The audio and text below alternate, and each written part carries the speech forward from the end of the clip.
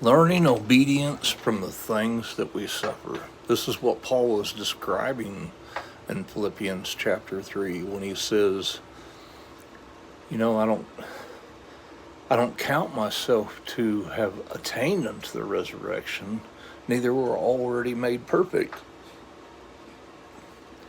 We need to understand what he's saying, because in Hebrews chapter 5, when he's talking about Jesus, who he glorified not himself to be made a high priest, but he who said unto him, You are my son, this day have I begotten you. And it says, who in the days of his flesh, when he had offered up prayers with strong cryings, with tears unto him who was able to save him from death, and was heard and that he feared.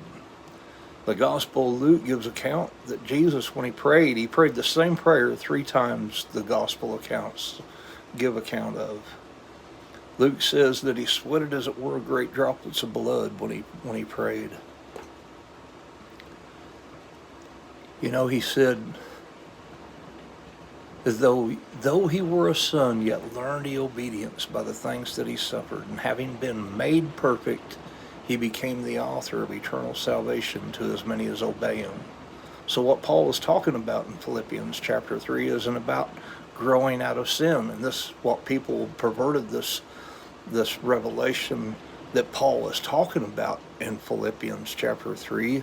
He said, I count everything that I was as a Jew according to the flesh as dung, as garbage, that I might win Christ and be found in him in that day, not having mine own righteousness, which is according to the law, but the righteousness of God, which is through the faith of Jesus Christ. Because when we're water baptized into Jesus Christ and into his death, and we put off the old man and we put on the new man, we're born of that incorruptible seed, as Peter says.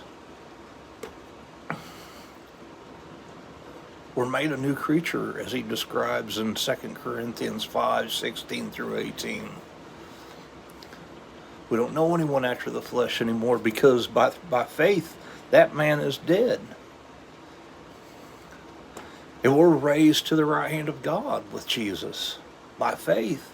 But it's the Holy Spirit of promise that bears witness with our spirit that we're his.